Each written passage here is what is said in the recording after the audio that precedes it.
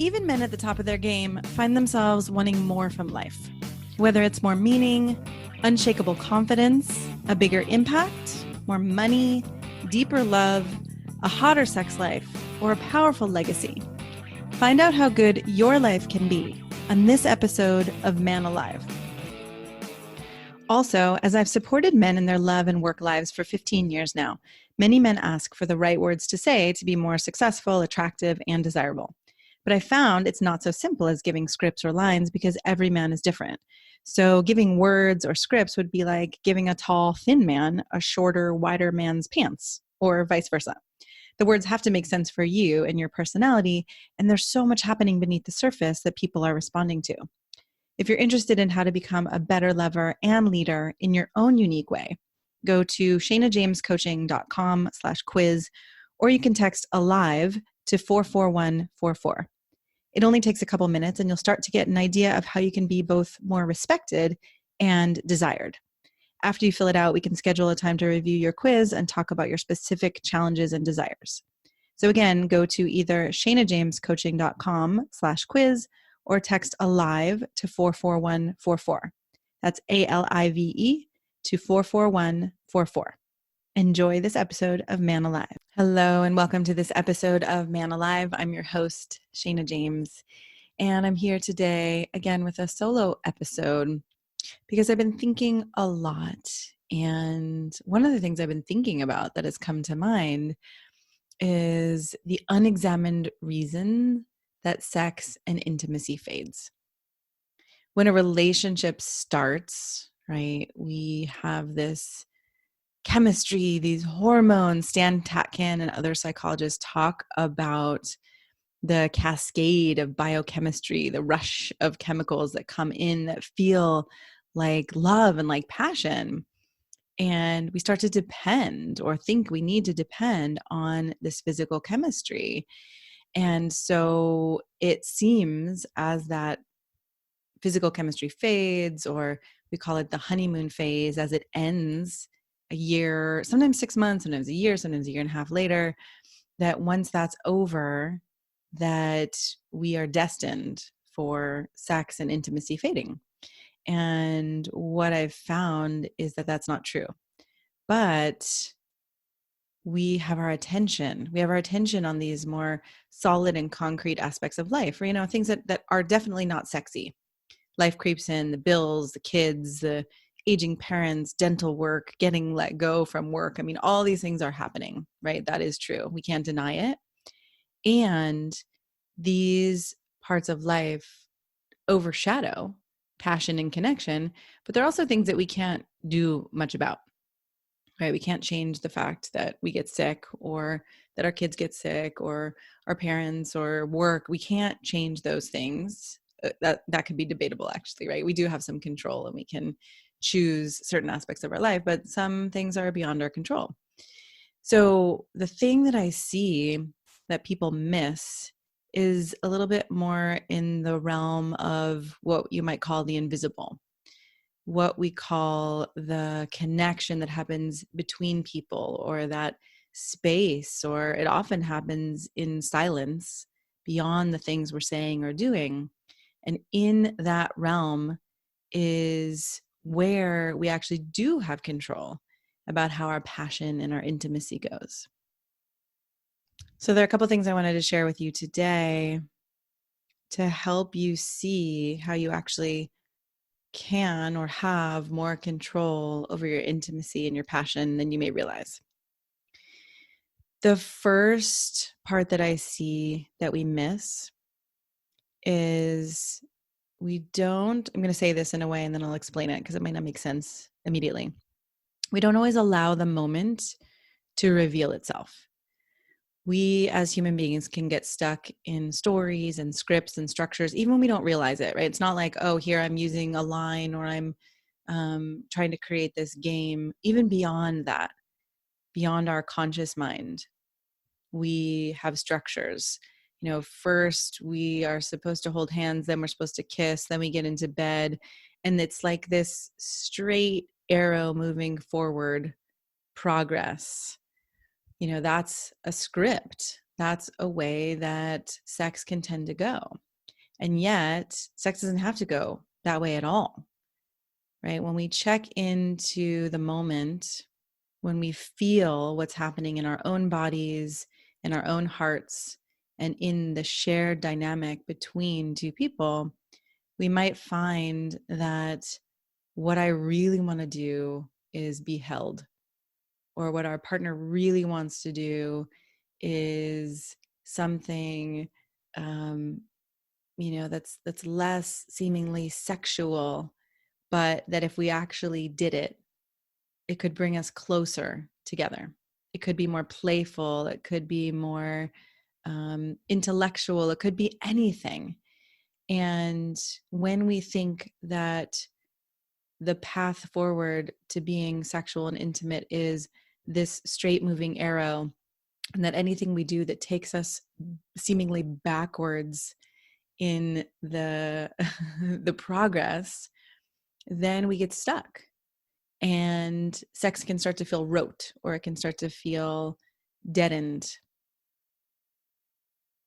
Many couples move beyond touching hands or slowing down breath together or looking into each other's eyes. Some of that slowing down can actually seem really uncomfortable, and it can seem even more intimate or feel even more intimate than having sex or intercourse. There's a way that we can hide inside of ourselves, even when we're being most connected or sensual with another person. But when you're actually slowing down, when you're noticing your breath and your partner's breath and breathing together, or when you're looking into each other's eyes, or when your fingers are touching so slowly and you can feel every inch of your fingertips and your palms, right? There's less hiding there. And that can be really vulnerable for people.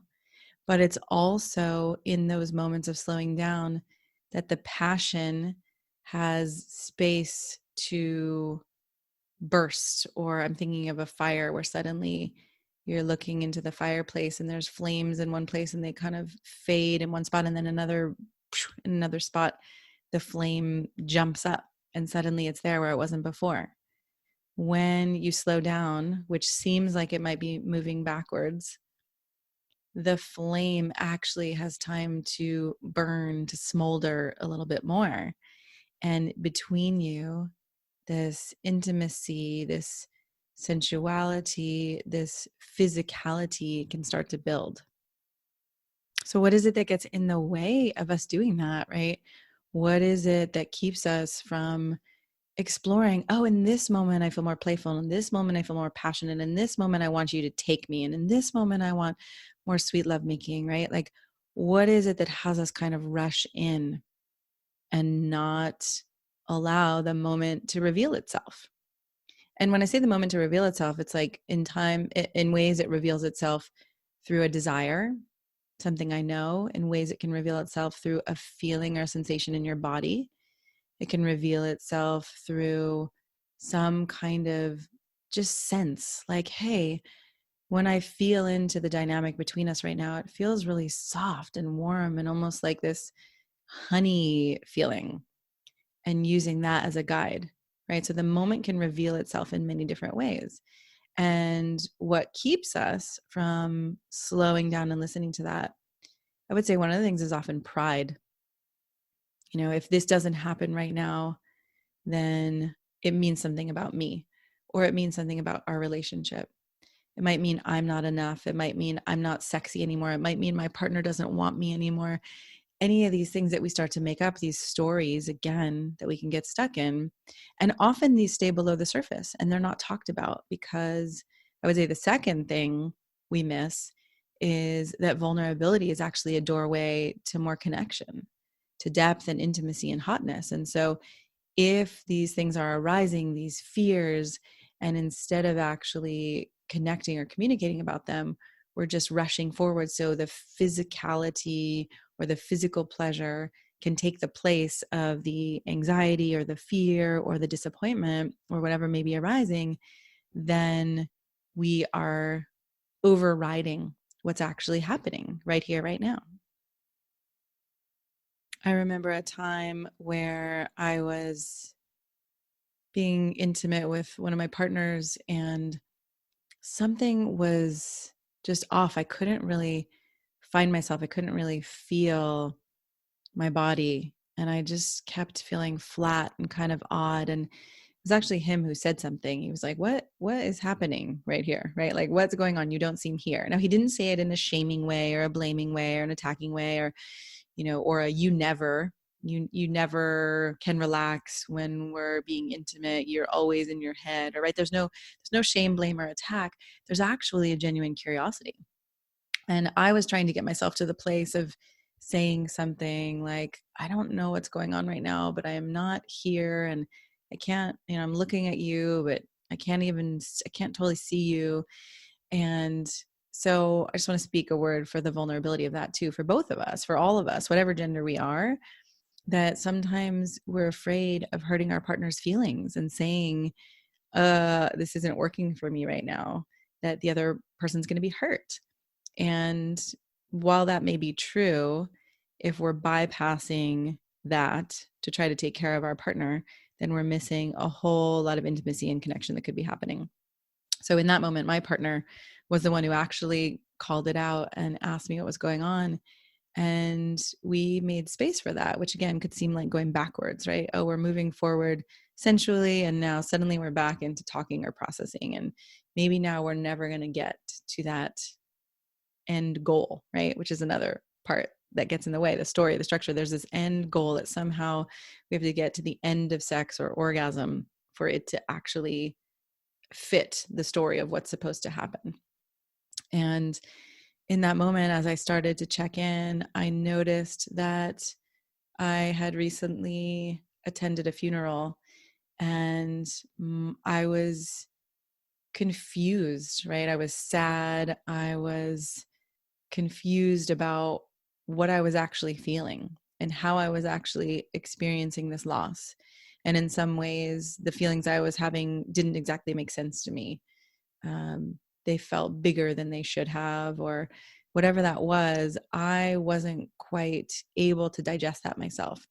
And when my partner stopped us, instead of being attached to where we were going, we had this beautiful heart-to-heart connection. He just held space and reminded me in such a beautiful way that nothing needed to happen and we didn't need to get anywhere, and that he was actually willing to let go of our sensual connection in that moment if something else needed to happen. And as a result, I got to feel these deep, deep feelings of grief and of loss. And this doesn't always happen, but as a result of that, we felt so much closer and so connected in our hearts and our bodies that the sensuality progressed forward, you could say, but from a much, much deeper and more connected place. And so the intimacy that happened as a result was, I would say, multi-leveled or multifaceted, as opposed to what was happening before, which was a little more surface or a little less deeply connected. As a man, one of the most amazing things I've experienced, and many women have told me, is that lack of attachment, or the letting go of attachment to needing to get somewhere. The ability to feel as much connection and pleasure in a moment of laying together where bodies are touching, or laying together and snuggling, or not even laying together, right? To be able to let go takes a pressure off of us as women, where there's a sense that we are supposed to fulfill on that. Like you guys have had you get a notch in your belt, and there's pride in having sex with more women at times. For some of you, there's a similar thing for women, that we're not supposed to be a prude. We're supposed to give what a man might want. We're supposed to meet that need. And so when the pressure is taken off, there's something that gets to happen where our hearts and our minds can relax, and our body can actually start to open to you. And if you can be patient, or if you can stay connected in the midst of that, instead of getting resentful and frustrated and, going into stories about how this always happens or something never happens, then what gets to happen is much more profound and much deeper. Which actually leads me to the third thing I was thinking about that causes intimacy and sex to fade, is that we think that a sexual connection should be absent of these more intense emotions, or there are certain emotions that are okay for the bedroom and others that are not. And I would say some of my most intimate and transformative sensual experiences have involved tears. And sometimes those are tears of grief or loss, like I was just explaining, that are being worked through as more of me is opening. Sometimes they are just incredible gratitude. I had a couple experiences in my lifetime of just feeling so deeply loved that it was like my heart burst open and the tears came. And so for some people that can seem really strange or weird, or wait, oh God, we have to stop being sensual if we're going to be emotional. But that can actually cut off the intimacy.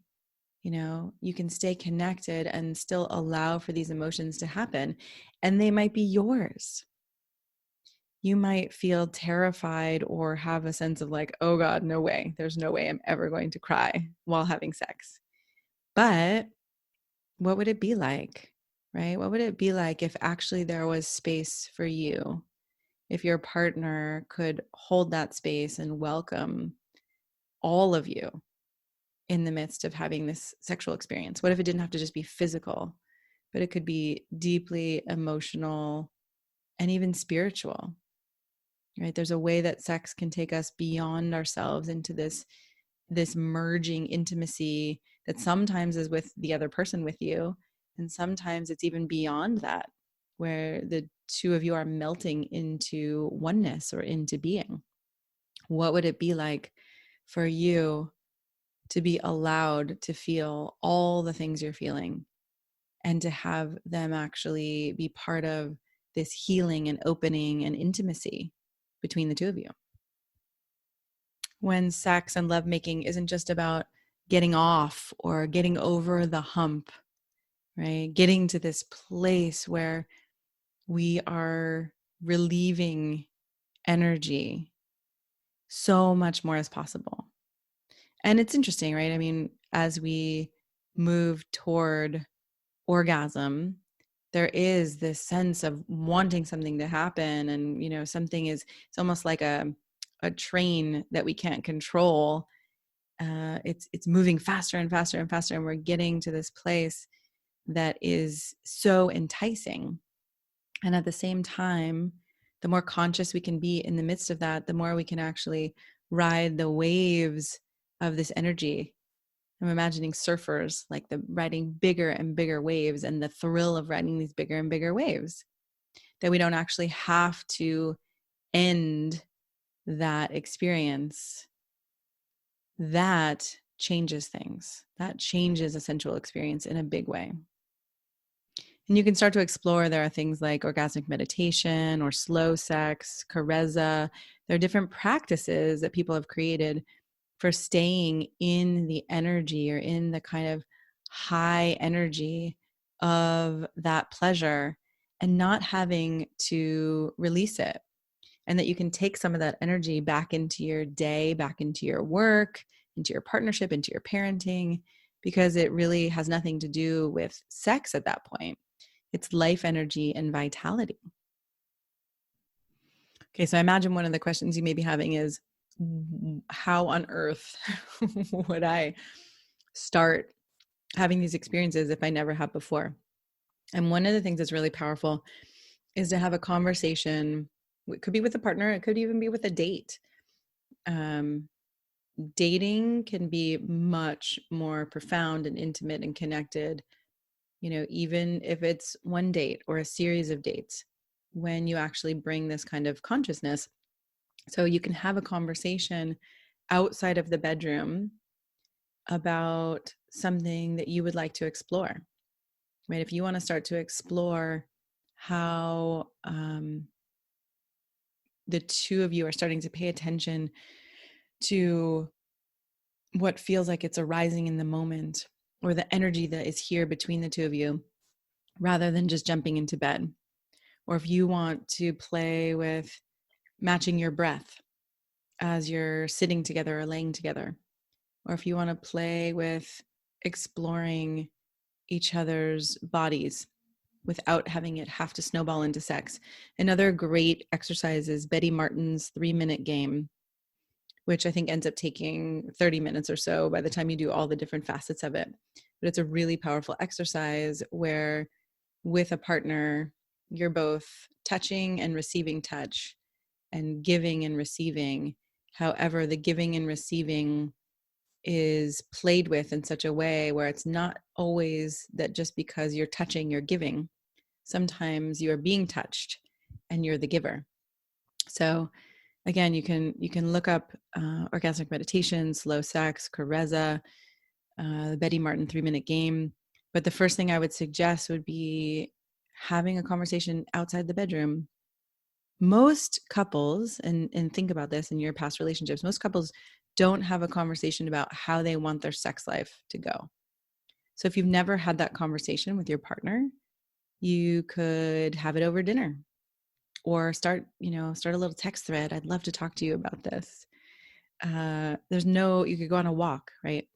But talking about sex before you have it, and then even debriefing after what felt really great, what you want more of, anything that felt scary or disappointing, right? The more we can talk about all these things with our partners, the closer our intimacy gets. And it can be risky, right? A lot of us can have a sense that if I talk about this, it might break things.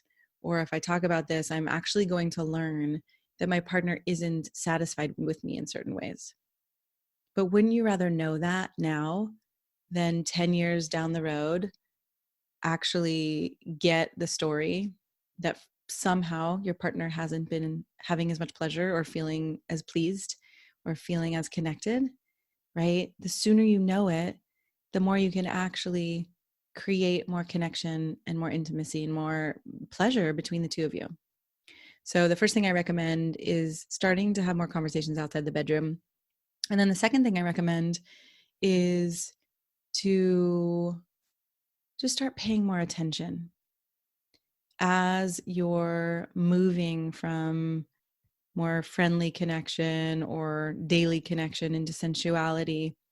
Start to pay attention and start to notice, both for yourself and for your partner, if there are ways that you can feel a contraction, that you can feel a hesitation or a pulling back, or if you can feel emotion, right? It could be tiredness, it could be sadness, it could be frustration. Any of those darker emotions or things that we would attempt to bypass, you can see what happens as you start to name it.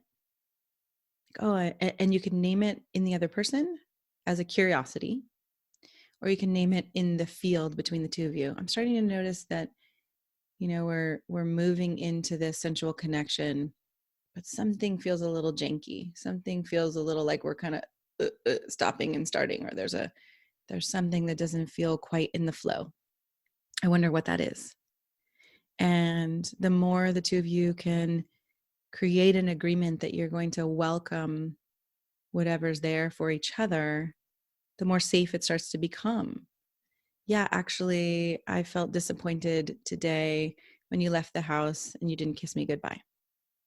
Now, if we don't take that personally, we can actually just start to digest that together, and the closeness can return. And then instead of having sex on top of this disconnect, you actually start to have more and more parts of you that are close and connected. All right, there's a lot here in this episode. So if you have questions, feel free to email me, Shayna at shaynajamescoaching.com. You can also check out many, many other episodes of the Man Alive podcast for information on not only sensuality and connection, but leadership and health, legacy, all the different parts of life. So I hope that today has been useful for you. And tune in next week for another amazing episode. And thank you so much for being here and for giving yourself this time and space to have some attention on yourself. Because I imagine that you are out there doing a lot for others and taking care of others. So congratulations for taking some time for you. And may you feel freer and freer to ask for what you want and to receive the love that you deserve. I'm so glad you joined us for today's episode of Man Alive. I hope you enjoyed our conversation and it gave you something to consider and explore in your life. If you like what you heard, I'd be so grateful for you to subscribe and write a quick review that helps men like you find us. And again, head over to shanajamescoaching.com/quiz or text the word ALIVE, ALIVE, to 44144 to get a sense of how you can become a better lover and leader. You'll start to see how you can be both more respected and desired in your unique and genuine way. If you don't feel as confident or as excited about life or love as you'd like to be, this quiz is a really great starting point and will guide you toward a more passionate love life and a more inspiring and successful career. So again, text ALIVE, ALIVE, to 44144 or head over to shanajamescoaching.com/quiz. Join us each week for a new episode of Man Alive.